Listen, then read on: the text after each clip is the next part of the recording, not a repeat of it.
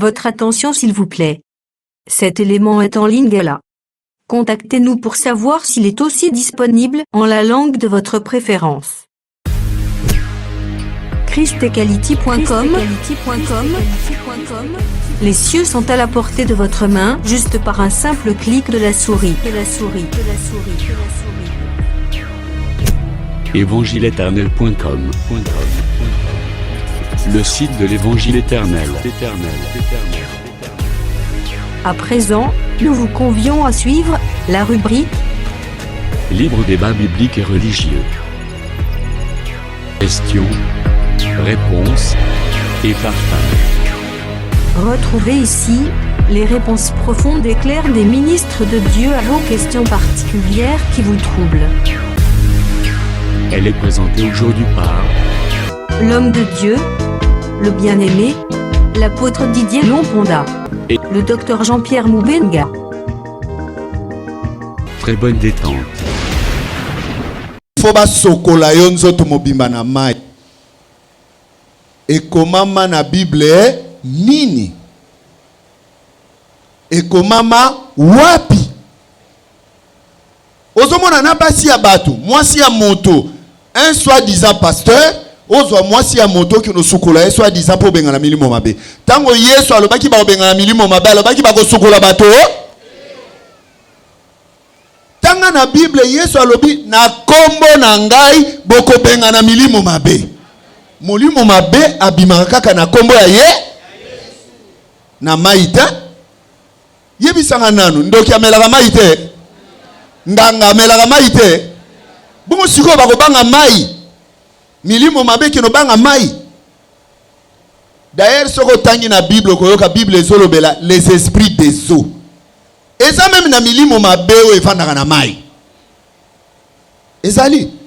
Siko po muto akangolama okamata mai ndo sokola ye. Nde sika wana tozo sosola ete bato nyonso bazana kati ya ba pratique wana nzambe abenga bango te. Na yango tozolo baboye. Kombo ya Yesu muto nyonso akoyi kotanga yango. Na bato wana bao bazalaka ba mbikudi bakoma ba pasteur. Akotanga nipe kombo ya Yesu. Mais okoya ko comprendre que kombo ya Yesu yazo tanga wana ezanango kaka elamba alati po azipa lolenge na ye. Amen. Po makambo yo bazo sala wana soki otangi na Bible okomona esika moko te bantoma basalaka lolenge wana. Yango yo moni tolobaka toujours bokozwa malobo kotuna motuna parce que na église ya Jésus-Christ moto nyonso azalaka libre. Likambo yo sosolite okoloba po Yesu ye moko tanga azalaka bato bazotuna motuna. Nkolo Moïse alobaka na biso boye. Mais sikoyo yo lobi nini? Yesu atikala koloba teke awa eza église na nga kotuna motuna te. O ali kotuna motuna abimaki na église na ye. Yesu atikala koloba bongo te. Pa yebaki ke moto azalaka na posa ya kozwa boyebi epai ya Nzambe. Yesu ayebaki ke soki moto azangi boyebi akobika te. Parce que Bible lobi mon peuple meurt faute de connaissance. D'où il faut oyo nyonso azali libota na Nzambe azwa boyebi po boyebi wana ebatela ye kufa ekota na kati na bomo ina ete. Amen. Voilà pourquoi tozoloba ke kombo ya Yesu lelo epa ya bato mingi ekomi molato. Yesu ayebaka vraiment Yesu ya biso azamu sakoli ya solo. Soko tangi na Biblia okoyoka Yesu azoloba ete bazali bambwa ya zamba oyo balati poso ya me. Namoni boyebe écriture wana. Bambwa ya zamba bazalaka banani balu. Soko tali na histoire boye na nature boye. Même ba villageois bayebi ke loup eza na poto eza le pana biso awa en Afrique na ebite so ba loup bazalaka. Parce que loup bazalaka babi bisika musu bazalaka po bazalaka mingi banyama moko bavandaka bakote malili ezalaka mingi ainsi de suite nazala pena na boyebi ya makambo wana mingi te mais nayebi kaka ke balu bazalaka na zamba bakotaka na bamboka na village esika bato bavandi esika bato bazobokola bampate. Est-ce que bozola nanga landa malamu eloko nazotalisa yo esika bato bavandaka bazobokola bampate musala ya lu ezalaka nini akoya tango bato balali ye akoya esika bombaka bampate pona nini po aya kanga mpate pe asala nini alia ye nde sika wana Yesu amonaki baluwa neza nani ezande basali na nzambe ya lokuta ba onyo soto tukotanga wana mpate eza nani mpate ezande yo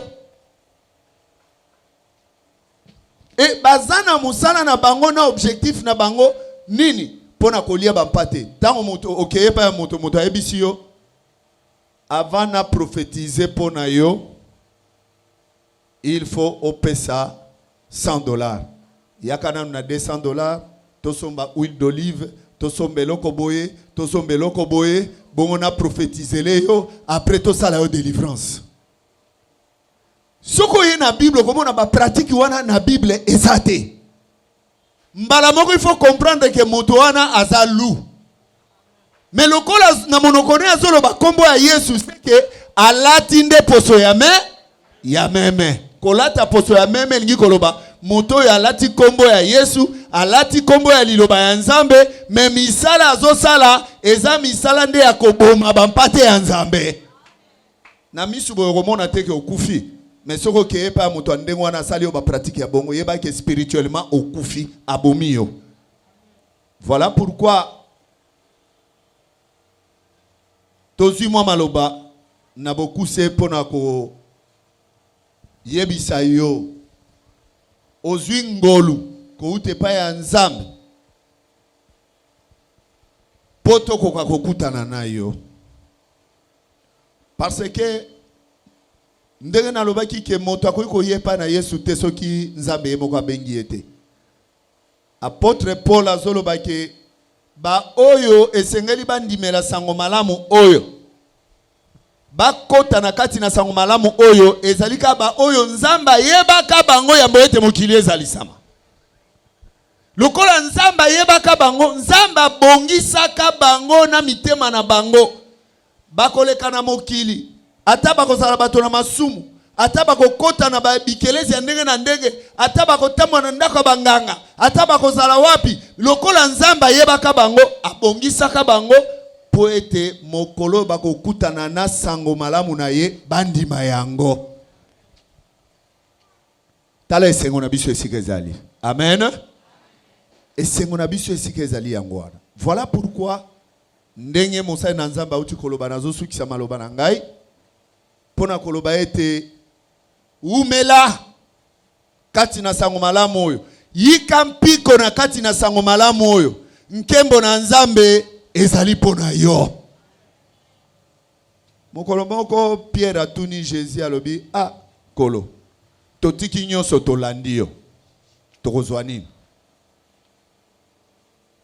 Yesu ayebisi Pierre abi Pierre moto moko te atikala kotika nyonso alanda ngai bongo azalaka lolenge wana. Na yebisi yo lokolo tiki nyonso landi ngai. Pierre avant landa Yesu azalaka pe na église abandaka kosambela. Azalaka na église. Bato nyonso ozomona bazache, bato nyonso balandaka Yesu wana bazalaka na bikelezi babandaka kosambela. Metango bakutani na Yesu oyo azali évangile éternel. Ba comprendre que to bandaka kosambela mais kosambela ya solo neyeyo. Pourquoi? Parce que makambo nyonso Yesu abandaka koloba ezalaki makambo eko mama. oyo nyonso aza ya nzambe ezala esika osambelaka nini ezala likambo nini bazotanga kombo ya nzambe likambo nyonso bakoyebisa yo ife ezala eko longola basentiment ndeko na ngai longola basentiment o pasteur wana nasepelaka na ye o église wana nasepelaka nango o mutu boye prophétesse wana nasepelaka na ye osepelaka na ye aza mutu akoleka mais soko osepeli na liloba na nzambe ya solo Yesu alobi le ciel et la terre passeront mais mes paroles ne passeront jamais. Tango yoko kangamana liloba oyo eklekaka te c'est que yo pe okoleka te nelobeli mususu okozwa vie ete kola pambola bino na kombo na Yesu Kristo. Et le Seigneur soit glorifié. Au monde ndenge ozobetela Yesu maboko wana Yesu asepelaka nango loko azosepela bongo azokabela pe quelque chose. Donc tant que azobeta maboko boye okomona ta mususu ozaki na problème nzamba résoudre. Est-ce que kobetela Yesu maboko?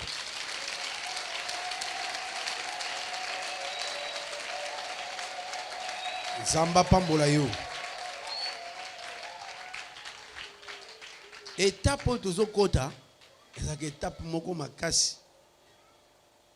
Étape ba question. De ton temps la gabo mais au comment on attend sous zana ba question ebele. Soko bandi ko poser ango nandenge to ndo répondre tant ezala nangote. D'où en attendant pour okolia na ebité soki ba frère on va organiser ndenge nini pour olia bien à l'aise parce qu'il faut lire. Faut lire ngombe, faut lire bloko mususu. Oyo tobongisi pona yo. Po to sepeli no makasi. Pe tozo bomba tetrobi umela na biso makambo iza ebele liboso awa. Pona yo. Nzambe pe ayebaki yo. Avant que tu yo botam. C'est pourquoi tolobi boye. Tozo le cas na question-réponse, bandeko ya organisation, le secrétariat nabino ezawapi.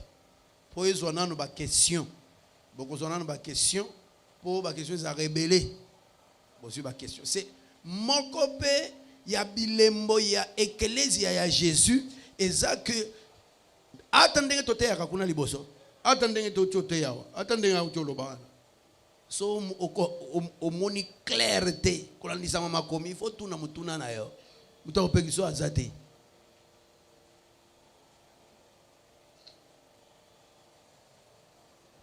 Yesu yemo ko tanga zoteya batu penza bazo tourner mituna pe azo répondre. C'est pourquoi tous les cas tokolinga bandeko bazana question ba poser ba question na bango avant to ba répondre na ba question parce que na yebi que question ata eza moke mais ba réponse na biso yo komisa ngo peka molai ngonga essayer avancer ba maman bazali faut bazonga pe na bandako et puis tozana couvre-feu hein couvre-feu ezana no esili ne no te et puis lobby ba culte ezana tongo 7h30. C'est pourquoi tolobi boy bakomi osimba nini bankoma na bino soki nini et puis tokosala on a ordre tokoluka ba question o ekozala question générale soko za na question soit na mateya oyoka oyoki awa to ndenge tocholo baboye otuni question na yo so to sisi kuna to ye awa to sikuna to ye awa to sisi to gule awa. Après, nde to bandi ko répondre parce que ce que vous allez belé to ko répondre quand ndambo susu après. To yokani bien. Kotoyo. Question za ce que vous allez tomboli musapi. Question moko mi balé mi sato déjà koto yoka. 1 2 3 4 5 6 7. Cette papa ko to kiti sipo amoni ke ekoleka.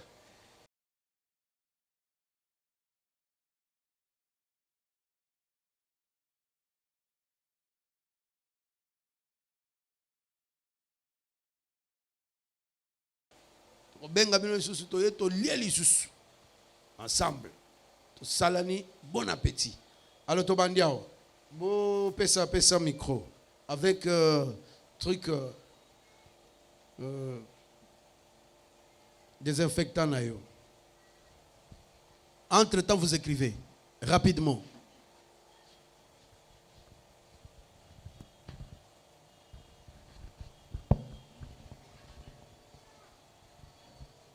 Merci.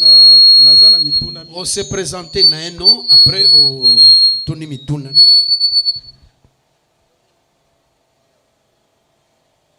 Bon, kombo nangai.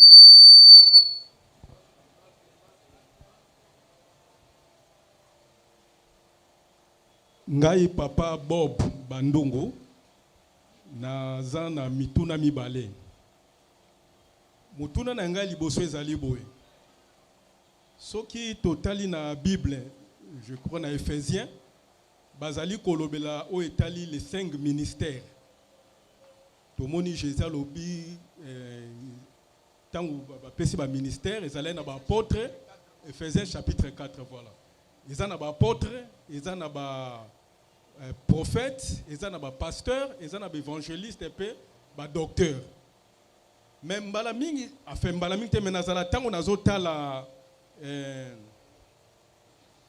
collège ou ya biso université 83 mbala nazomona mingi bazana kati ezakaka ba docteur na ba apôtre na yebite est-ce que ba pasteur ba évangéliste baza pe na kati ou bien bazala raté kozala docteur to prophète oyo collège ezali nango ezali appel oyo nzambe abengi na musala nde okomi docteur to ezali ngamoko na lingi kena comme docteur po parmi les 5 ministères na moni pasteur te na moni pe évangéliste te na moni pe prophète te wana mutuna ya liboso mutuna ya mibale ezali boye puisque to umeli mwa mingi pe awa désir moko ezali ke kozwa engagement na kati ya église ndengo obi de ko umela na enseignement ya ba apôtre. Là, je parle personnellement d'Angaï. C'est depuis 2019 que Nazala qui a. Mais na linga qui penda ko s'engager parce que na wende no observer et si ko Nazala qui. Si ko muto manifester désir wana a linga sel nzambe procédure ezali ndenge nini pour na kokota soit na département to na sika mu pour na sel nzambe. Voilà des questions Nazala nango yango wana.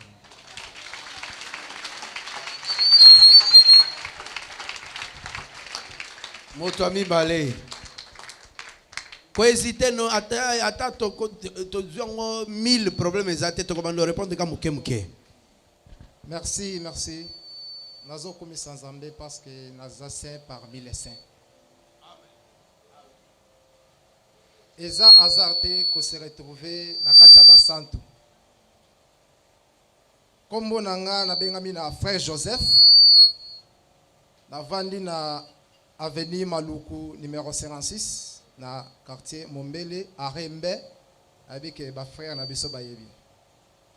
Nazana mituna mibale ya liboso ezak selon Tite chapitre 1er verset 9.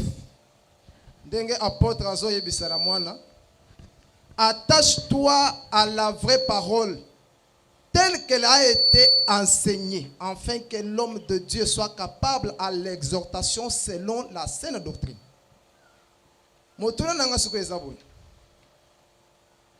Selon Mukanda ya 1 Timothée chapitre 2 verset 9. Oezoloba pona basi. Parce que l'évangile éternel c'est le pourquoi, le quand, le où de chaque chose. Okomona apôtre Paul azo s'adresser na basi azoloba que na lingi basi bazala modèle mais point oyo na simbi mingi eza po na suki na tresse. Est-ce que selon l'évangile éternel les enseignements des apôtres ils ont autorisé moi si atia mèche? Si c'est vrai, on peut nous éclairer avec l'évangile, avec les Écritures. Ce qui que évangile est autorisé. Moi si akangasuki parce que nayoki nakachwana na verset 9 que ni détresse mais avec l'évangile éternel ba pesa biso lumière pour tous à la édifier pour tous à la paix capable ya ko exhorter ba païen oyo bazana mokili pour baya paix parmi les saints. Deuxième question. Naza frère parmi bas frères. Naza saint parmi bas saints. Naza la pena désir malgré na kokisina no 3 mois. Mais nazo se sentir pe que lokola naza parmi bas saints. Naza lisusu mutu asikate. Naza la paix na musala oyo na kobanda ko sale la Christ. Parce que pour accomplir écriture ou ezoloba que tu ne peux pas servir les deux maîtres. C'est qu'il faut pour la mettre moko au sale la ye. Na bando ça na limité. L'air nandimela Jésus. Papa Jean-Pierre Mouta simbanga achanga na mai que la gloire soit rendue à notre Dieu. Azala kapena souci wana ya conserver Christ. Mais tout ça la nini pour participer pe na ba département oeza na kati ya assemblée des saints.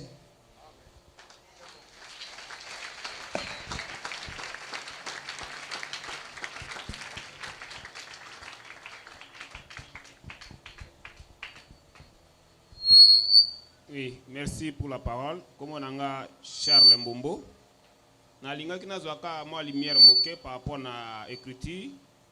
C'est parce que dans la Bible, kokoka na maloba Dr Jean-Pierre auti koloba alobi na linga tout na pona ba diaconesse. Pourquoi les diaconesses ne juste pas ici si l'ensemble des saints? C'est parce que dans la Bible tu kokuta fouebe azala pe diaconesse. Pe pona nini awa ba diaconesse bazala ate.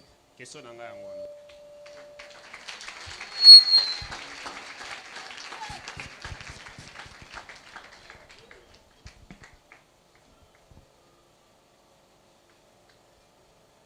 Shalom Église. Naï kombonanga frère Janvier Yongo. Question nanga ezaboye. Na ba assemblée na scène na biso ya ba place mususu. Est-ce que ba événement boye et salema kapé ou po et salema esengi bo université 83 et enseigner pe bango po baye bakosala ba makambo boye. Donc, deuxième question, ezali pour na makambo etali ba église selon enseignement ya docteur Jean-Pierre Moubenga. Natangi na mukanda ya Romains chapitre 16 verset 5 et lobelinga ba église o ya ba païen. Donc na lingaki na ba église wana ya ba païen wana eza ba église kaka o ya Nzambe ou ba église ya lolengi nini? C'est ça ma question.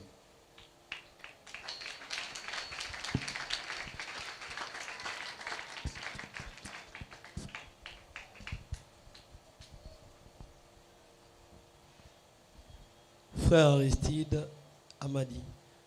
Question d'engagement sur ce que le docteur Jean-Pierre vient de dire. À l'objet, Jésus a ébissi Pierre que au cause par n'engaité. Ma question est là. Par ouana Jésus a ébissi qui est ezalaki par namolimo to ezalaki a mosuni. Parce que la part c'est, je veux comprendre, c'était spirituel parce que c'était faire partir de l'église de Jésus, le corps de Christ, ou bien ils allaient qui rassemblement kaka abouine tozali. C'est ça la question.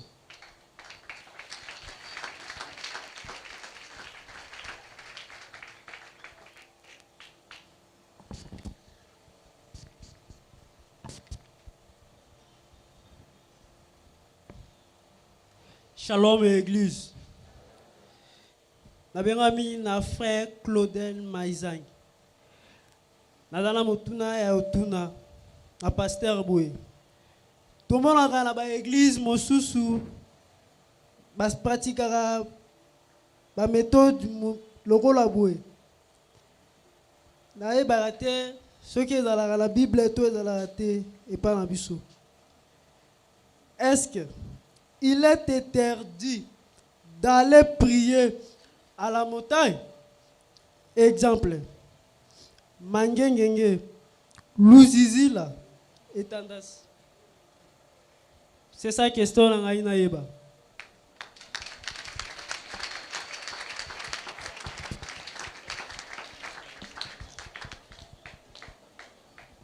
Zamba Pambola Bino. Mon frère Richard Dissel. Docteur apôtre Nzamba Pambola Bino. Question nanga Zaboui. Est-ce vision et assemblée de ces examines? Deuxième question. Est-ce doctrine et assemblée de ces examines?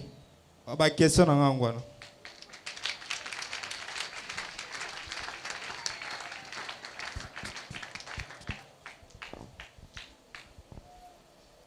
Abengami na kombo ya frère Emmanuel Kabamba.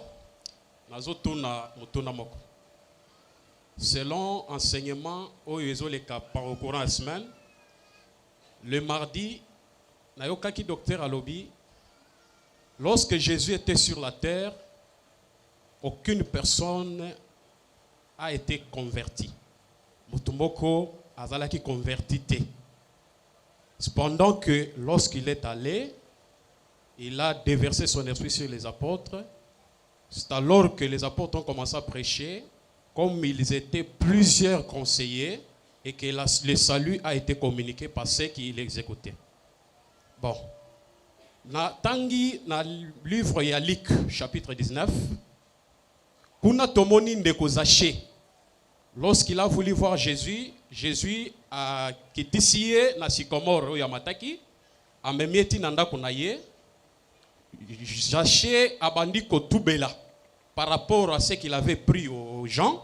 À l'obi, je vais retourner 4 fois biloko ya batonga na botolaki. Et par là, on comprenait que Jésus a ébissé Zaché que aujourd'hui, le salut est entré dans cette maison. Si le salut était réellement entré dans la maison des Zaché, et que vous vous dites que pendant que Jésus avait prêché sur la terre, personne n'était converti. Qu'est-ce qui s'est passé dans la vie des Zaché ces jours-là? Voilà ma question.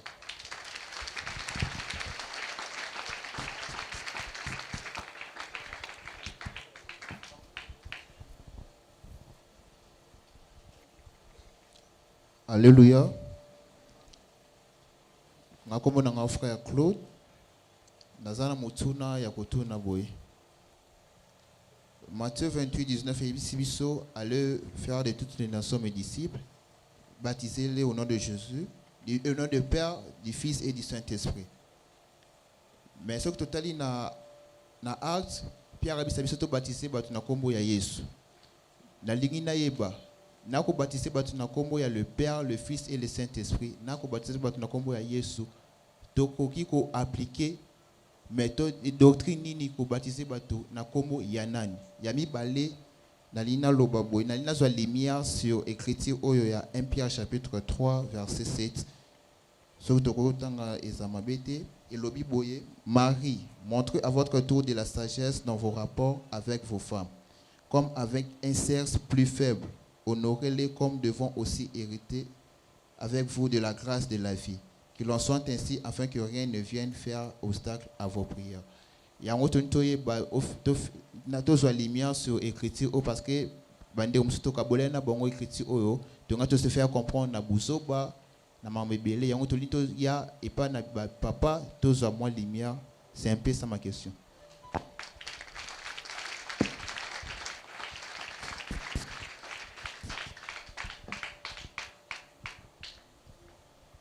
Shalom et assemblée de ça. Ma question est la suivante. Nenga qui nous a juste précision puisque le temps docteur Abandaki alors que non basango ba melaka 20 ba pesaka batute. Alors nenga qui na yeba est-ce que dans les assemblées des saints toko kipe komela 20 ou pas puisque papa lobaki awa que non awa toko lia pe toko mela masanga. Na ya nzoto na ya molimo nazana posa na yeba est-ce que komela 20 soit masanga ils a péché ou pas?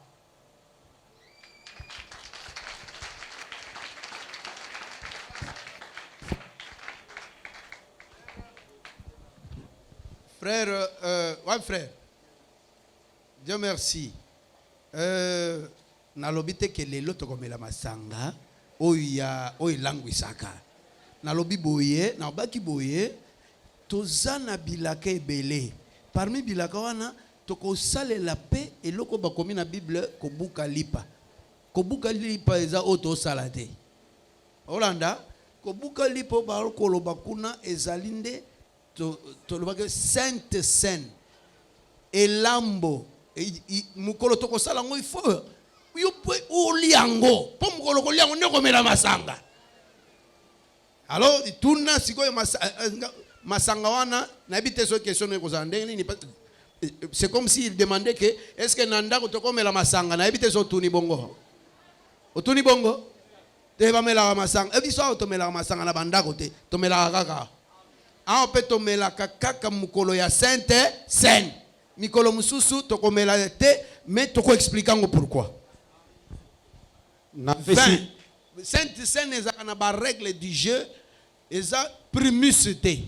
Eza tokininité Sainte Seine eza Sainte Seine. Oko toko peso ndenge esalemaka. C'est pourquoi tobi ko kenda te umela na biso komona. Toko tanga na Bible to salimaka nyonso ka ndenge Bible ezoloba. Na pesi ba santumbote na kombo na Yesu. Kombo na ezali frère Kusuma Janspi Chardifé. Bonsoir benganga Janspi. Na zui baptême nanga le 13 mars 2021. Et pas ya collège représenté et pas docteur Jean-Pierre. Botuna nanga ezami balé pe nazana bosenga moko. Bosenga na ngai nazosenga na collège et ça que batu misusu bazawa to ba centre misusu toye sika toza pe na posa ya encadrement. To na posa ya encadrement parce que na landa docteur Kalo moko muswa lobaka wa tango église e bandaki nzamba ebsaka bino il faut bo former batu. Yangwana toza na posa ya encadrement. Wana bosenga na nga. Mais question na ngeza mibale na lenge na tuna tangu apôtre Paul alobi que moi si azala a apparaître na cheveux tressé et saka ka mèche tuna basuki ya maboko pe eza cheveux tressé wana question nanga est-ce que saka ka batulu ezaka ka moi sa cha mèche te akokanga ne suki ya maboko toni antaba. Alléluia. Parce que ngana yebi nani antaba na suki ya maboko eza cheveux tressé.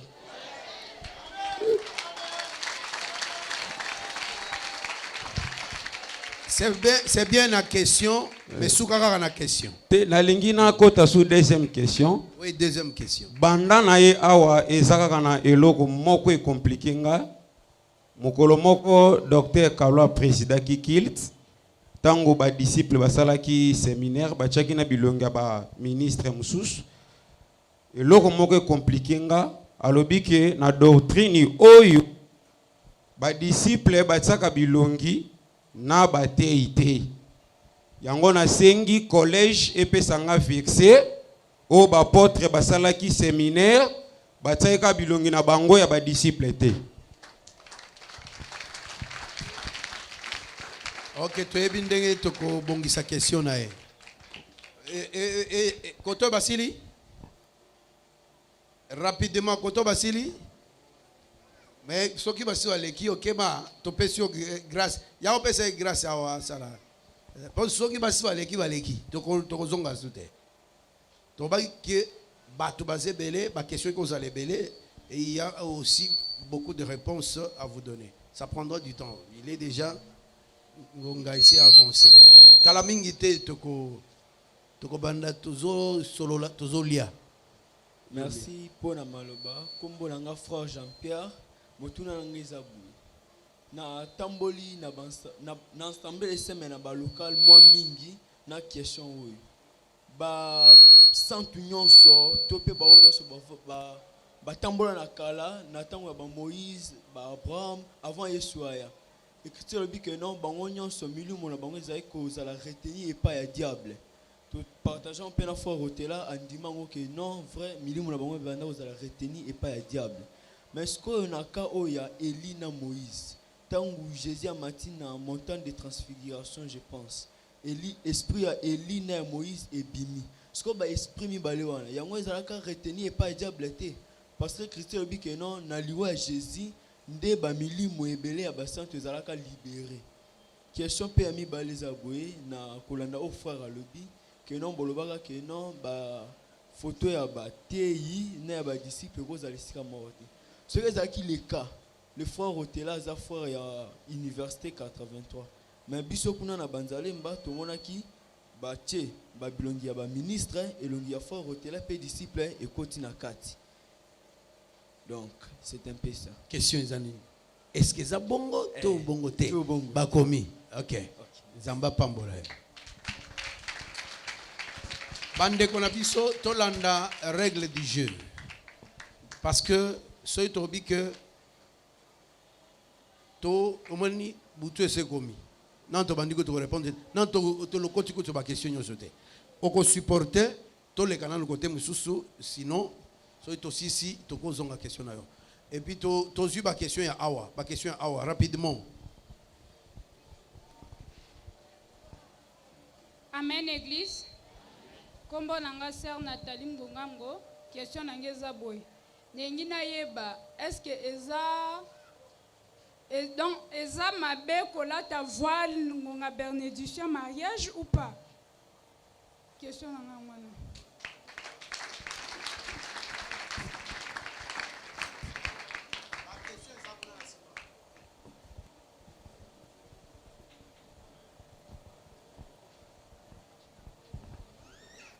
Shalom église. Nga komo nga frère Jacques Sibide naza frère awa baptisé awa. Question nga eza boye. Docteur Jean-Pierre alobi na kobuka lipa elambo, c'est-à-dire sainte scène.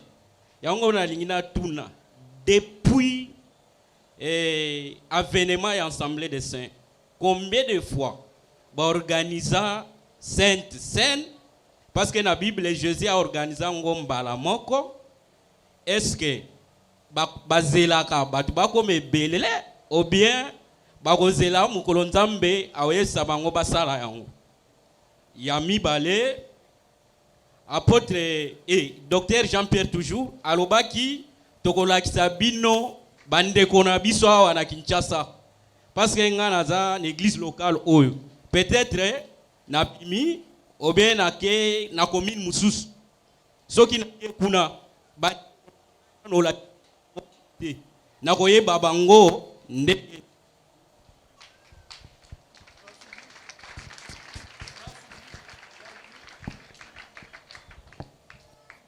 Shalom l'église.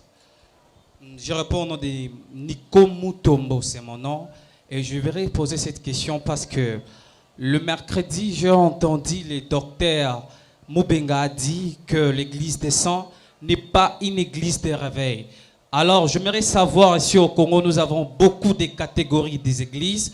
Alors, on a des églises réveil, des églises comme pentecôtistes et entre autres. Ce que j'aimerais savoir, alors l'église des saints est dans quelle catégorie des églises? C'est ça ma première des questions.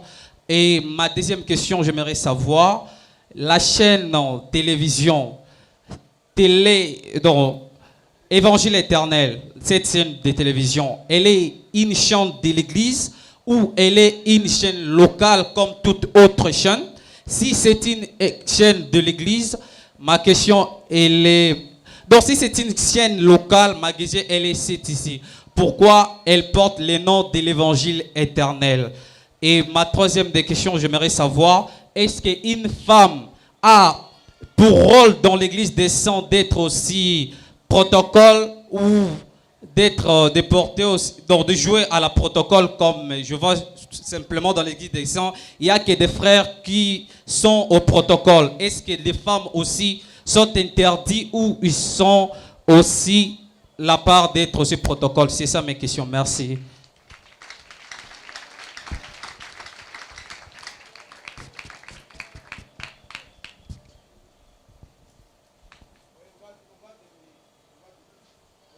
Merci beaucoup. Moi, c'est le frère Enoch. Nazé un peu plus ou moins 2 questions. Et ma première question est dans le livre Ecclésiaste chapitre 10, le verset 1. Écriture est au baboué. Les mouches mortes infectent et font fermenter l'huile du parfumeur. Un peu de folie l'emporte sur la sagesse et sur la gloire.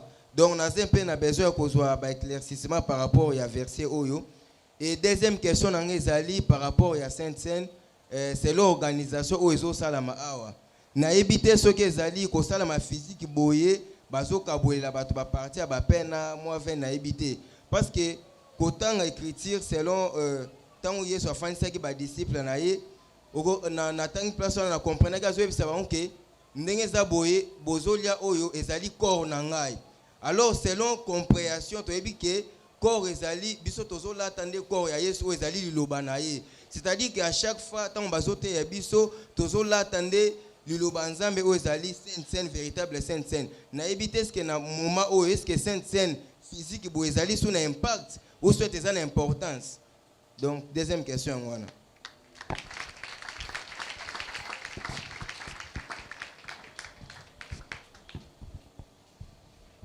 Shalom Église, merci pour la parole. Je réponds au nom des frères Josué Banwa. Ma première question est ceci. Qu'est-ce qu'est l'évangile éternel? Et la seconde, pour le moment, nous cherchons à savoir 7000 personnes. Nous cherchons à savoir 7000 personnes. Et c'est quand cela sera effectué. Et si vous avez si vous avez à mesure de le contrôle, c'est là ma question.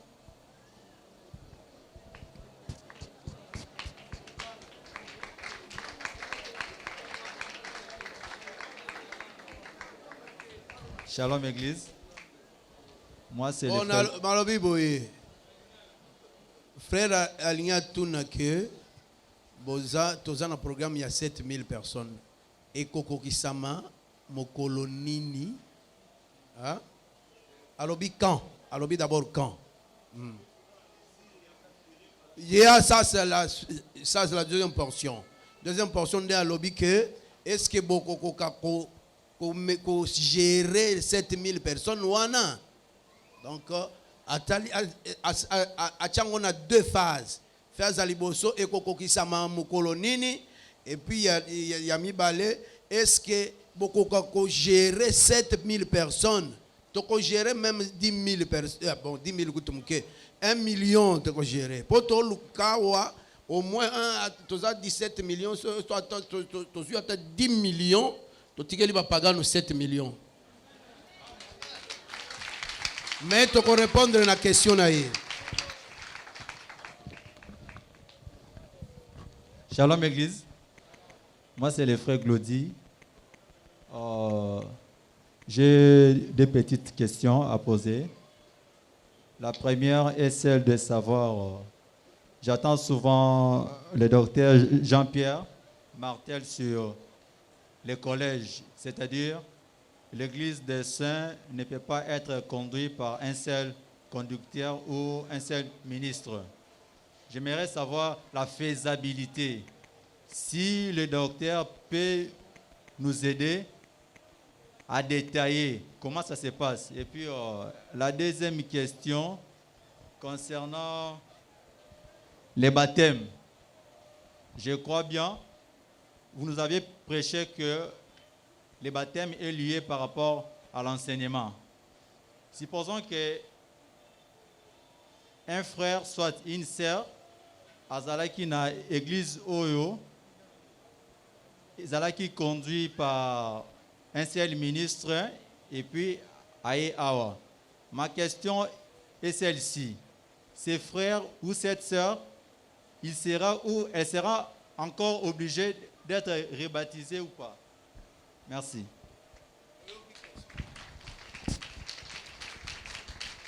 Soki kune sili ezana sœur moko ya sukawa o na kosi sawa to kende kuna soki ba question uzala. Bonsoir à l'église. Je suis le frère Yves Mayele.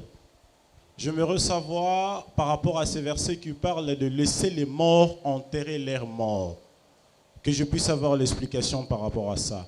Et les versets qui nous disent que les mariages soient honorés de tous. Cela signifie les mariages religieux ou lorsqu'on donne la dot? Ce sont mes petites deux questions. Ok.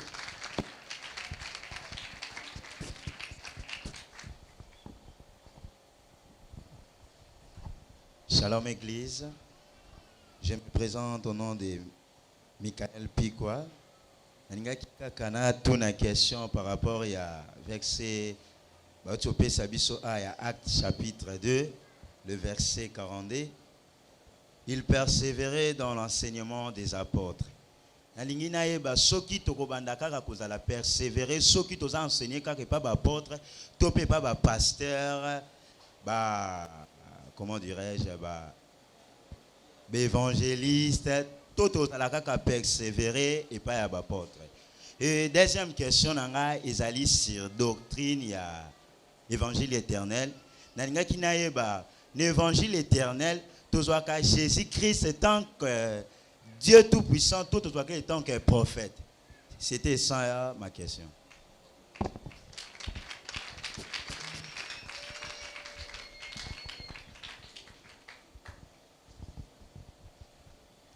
Napesilisanga santum ote na kombo na Yesu.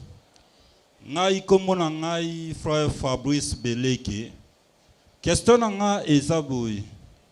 Est-ce que na kati église et assemblée des saints Université 83, est-ce que basungaka frère oyo aza na besoin azwa ou soit akende afutela ndaku na ye moko soki akokisi mbongo na ye ya garantie te? Est-ce que aza na ndambu na kati église et assemblée des saints?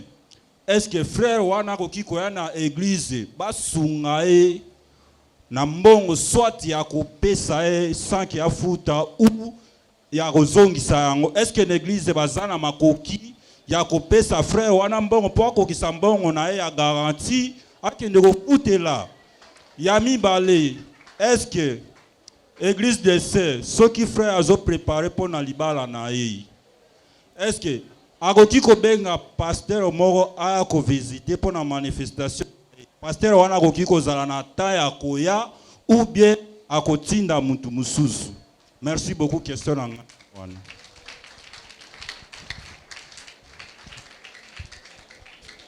Yakana sœur, et puis on termine par ici, et on termine ici, et puis on va là-bas.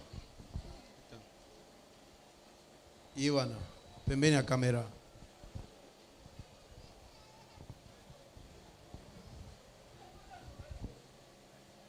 Shalom Église.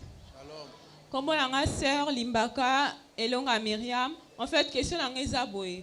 Na l'église musu to monaka ceux qui membres moko azoya kate to azo mona mate, ezana groupe a suivi balandela ka bango na bandako pona koyeba nini ezosala keba mona na te. Nangi na tuna boy. Est-ce que na église des saints tous appelons un groupe a suivi ou pas? Question nanga zawana. OK, merci. Donc, rapidement, si ceux qui ont des questions, ils allent tomber dans le sapi. Ils ont des questions. Pour Moutoua, ils ont des questions.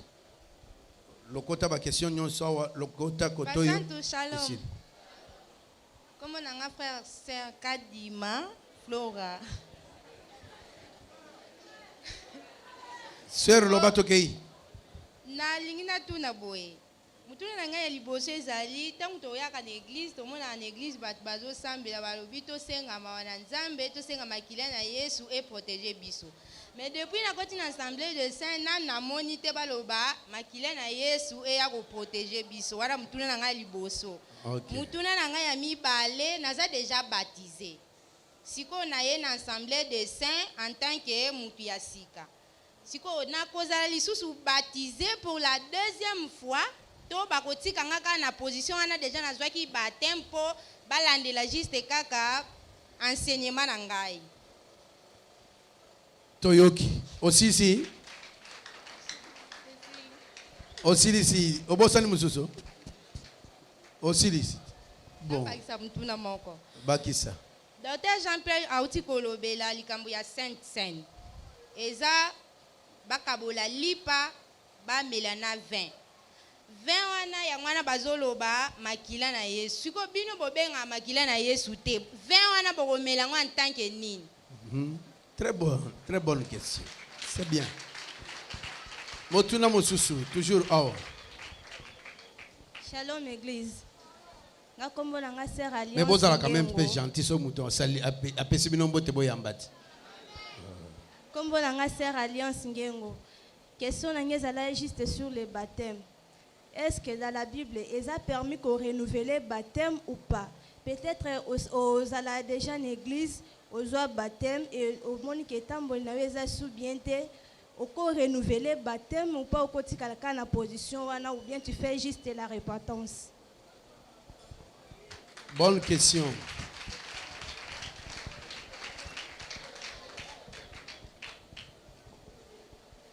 Bino kuna bozela tozo sikisana bino. Oh, deuxième fois na ya awa. Nalingi mutuna nangeza boye awa bobela ka moto te. O mote tumba kasi tomonaki Eli abelaki moto. Voilà. Mote tumba ki bisala ba prophète Baal. Mais awa tomona babela moto te bo éclairer nga. Et puis deuxième question ezake nga na sala musala nzambe na l'église msusu otake mama boye mais ana omona ba mama abasa ka musala nzambe te ke o modéré o prêcher o belle question. telema liboso ya ensemble otea Okay. kasi tomona kile ya Yesu ase kwa kezaki ba mama bapanzaki sango batata mpe bayokaki yango ezalaki kaka teke bamama bato bayokaki mboka wana nyonso batata bayokaki ke mama oteya Yesu asekwi boya kotala eza nde nini bo éclaire nga mpo epesanga pasi ata baoyo baye peut-être bayebi yango te mais awa namoni bino bobaka eza bongo ke mwasi avanda kaka akanga munoko siko place nini o mwasi akotelema po aloba. Voilà. Amen. Merci. Question kitoko ya mama. Mbangu. Shalom église. Kombo nanga sœur Deborah Loa. Naza mwana assemblée de Seine, abotami na assemblée de Seine. Nalingi na yeba parmi l'assemblée de Seigneur sur la côte na ebi ba sœur bakota na foulard mais awa nazomona ba sœur musu bakota na chapeau. Est-ce que ça permis ba sœur balata chapeau na église? Question, belle question.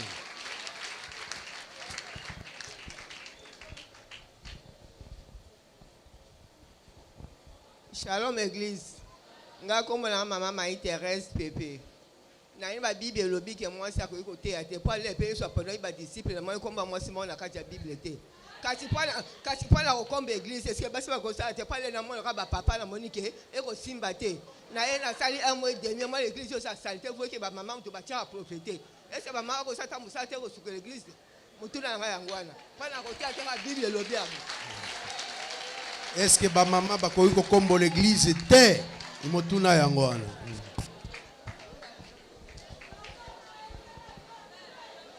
Shalom église. Bolanda bien po boyoka. Kombo nanga mama Fifi. Naza na église na biso na moderaka. Et pourtant nalingi tuna po na yaka mingi awa. Nde bayambaki nga na sai déjà un mois awa. Tango papa lobi biso tobelelaka moto te. Mais na église nga na sambela akuna biso tobelelaka moto. Et puis nazoloba tango mwana nga belaka. Pe tango mwana nga belaka nga na belaka moto tana bela moto place malade ya mwana ngezalaki pe mwana malade silaka mais siko tona ye awa bino bolobi bobela moto te siko ezolekela nga bino bobela moto te na ndenge nini siko ifo bolakisa biso na ntina ya moto wana bino bolinga te bobelela ngo te. OK, merci. Tuna kitoko. Tuna kitoko. Shalom église. Bon, je veux parler aussi de la femme. Jadis, quand vous étiez à l'assemblée de Bakwandungu, je crois, la parole était dit qu'on interdisait à la femme de ne pas découvrir, on obligeait la femme de couvrir sa tête. Les femmes restaient avec son foulard du matin jusqu'à la nuit. Quand vous vous réveillez le matin, vous vous précipitez à mettre votre foulard. Alors, arrivé ici, je ne sais pas, on m'a invité, je trouve que quand la femme est dehors, la tête n'est pas couverte. Et il y avait notre docteur, je ne sais pas celui qui est là, qui dira, vous laissez, ouvrez vos foulards parce que je vais voir vos cheveux.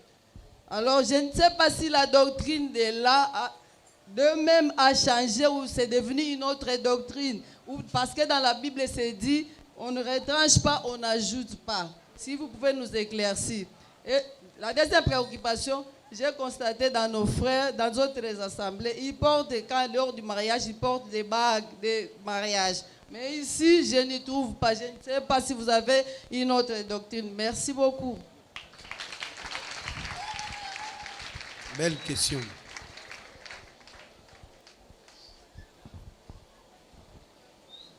Amen, amen.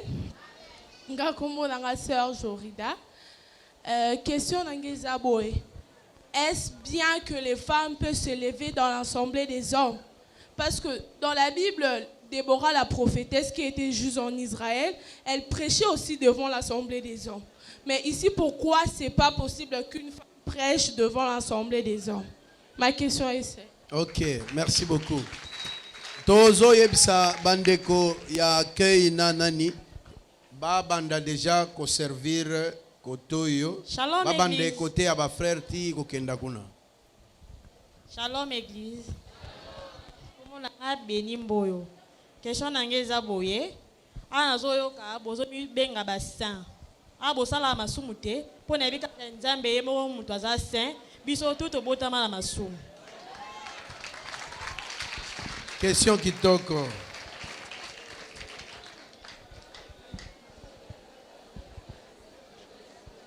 Shalom Église. Kombo nanga sœur Jocelyne Ilinga. Question nange eza boye. Awa na assemblée des saints eza interdit à kolata anneau. Mais na tuna montre eza bijou te. Soki yango eza bijou. Pourquoi non eza ka elo mo mukie mais eza mabe batu balata. Deuxième question eza que Moutou a eu vision à quoi bâtir l'église. À bâtir, mais à son travailler, n'a pas disciple. Donc, bah respecter qu'à droit de next. Est-ce que wana pe na d'autres mi a ba apôtre et ça m'a bête et ça m'a bête.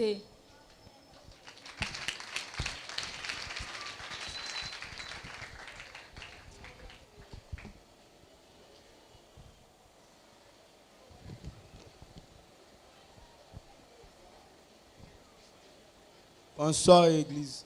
Excusez moi tuna biso l'église emso ka de ces sources de vie.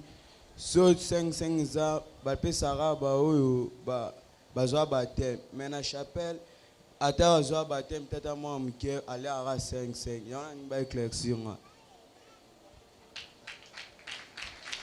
Soki bakopé sa sainte kaka na bateau baza baptisé, c'est ça hein? Ok, comme j'ai ba commis bisoko. Bonsoir. Question nanga eza boye. Na Jean 10, Jésus alobi ba o nyonso baya liboso ne baza miyibi. Ba brigand, ya on engna tout na ba Moïse pe baza miyibi. Pourquoi so qualifier ba on est miyibi? Ok. Yesu aza kanda. Azo qualifié na ba miyibi. Batu nyonso baya avant ye. Ba brigand na ba voleur. Ah ouais, s'il est, si go tokitikuna. Tokitikuna. Mama soki toleki me pesa ye kaka po azali nene to komi déjà koto même pesa mama mutasuka. Amen basantu. Nga vraiment na mupaya te. Nga na sœur assemblée de sel lelo na sali 12 ans na évangile na uti Kisangani. mais comportement oyo ya biso ya Kisangani na oyo nazomona na Kinshasa naomona différence makasi. Na Kisangani badiacre ndenge bazala na porte yo sert assemblée de saint jamais okoki koya église na bras cassé. Okoki olata jipe ya mukuse te. Mais nazomona a na Kinshasa ata mutu alati bras cassé azokota ka na église. Mutu aza mutu polele azokota ba mèche ba bijoux biloko ya matoi seke doctrine yango awa na Kinshasa eza nango na tina te. Mutuna na ngai yango. Mutuna eza doctrine eza na nini te to eza yango nde doctrine to te mais tokobongisa kaka question po je crois que bakomi yango bien. Shalom Église. Comme on a Sœur Erdi, Naza en assemblée de saints depuis 2020. Naza 5 questions là pour sana tuna. Botika ya tuna question na. Ya liboso namona ki maman alobaki yango mais naza pour sana éclaircissement pour et troubler un peu par rapport à ba partage. Likamba bag. Namoni na Genèse 24:30 histoire de Rebecca. Tangu Abraham atindaki serviteur na ye akenolukela mwasi na ye akelukela mwana mwasi alatisaki ye bracelet na loboko. Siko par rapport ya wana et puis ya enfant prodigue ye pe balatisaki zela na nolo ba bien alatisaki bag to bracelet yaki bracelet yaki style que posano eza alataka bracelet non à bracelet. Mais comment tu koyeba que mutu aza marié pour toyeba yango na bague? Parce que soki mutu alati bague te tokoza aesika boye aomona batutu baza na bague te koyeba comment que frère oya bala to sœur oya comment na sens wana. Deuxième question eza par rapport ya Ecodim. Nga place nazalaki na habitude bana ya encadrer bana. Parce que to na ye awa Matissa micro. Ecodim ezalaka te. Ba désinfectant ngo corona ya zate.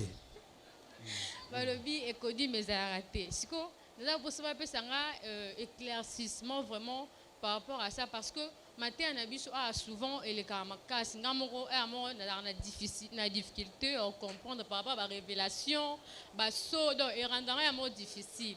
Siko soki moi mke ngako mko les autres troublés bon moi mke siko akotaka dimanche à l'église, par exemple, moi j'ai 10 ans. À l'église, l'église est banactée. Si il y a une révélation, on comprend des thés. Si on a une connaissance, il y a un tant que moi. Et puis, troisième question. Troisième question, vous pouvez savoir la différence entre prédication, enseignement et puis exhortation. Et puis la doctrine, parce que et comme il est compliqué un peu par rapport on insiste trop sur la doctrine. Est-ce qu'il y a une parole de Dieu ou c'est autre chose? Parce qu'il y a trop de doctrine par rapport à la parole de Dieu. Je ne sais pas ce qu'il y a mais toute doctrine peut être comme chose.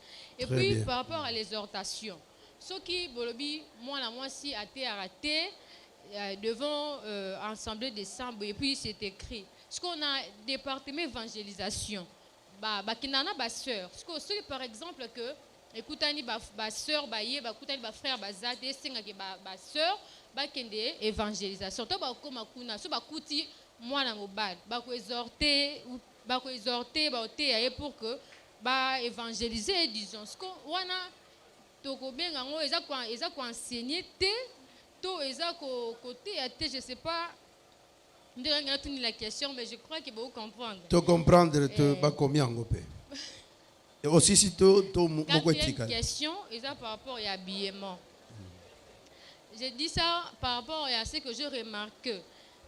Tant que nous avons sika, nous avons un modèle par rapport à la sœur. Mais ce que j'ai remarqué ici, par rapport à des mamans lobby, autorisé biloko belé côté en église. Déjà ba bras cassé, il y a ba jupe à me pousser et puis ba habillement besoin vraiment de santé par rapport à des bibezo lobé là. Mais ba te belé ba zo côté nango et puis ça c'est que c'est à dimanche ou mardi pendant la semaine mais et c'est répétable. Ba lobango mais ba sœur ba zo changer caractère vraiment par rapport à ça va me camper ko le belango pour elle mutu mususu ko ya boye akine na idée on a ta décemment mais tant comme l'église amoui que ba sœur bola te na bango ndenge mwana ba païenne yimo pas continuer kana mode wana pour mona ki église bazo ko insister te pour na yango.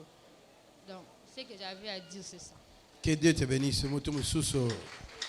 Allez, s'il vous plaît, au numéro suivant, pour retrouver la suite de ce message. Merci d'avoir suivi ce message et que Jésus-Christ vous bénisse.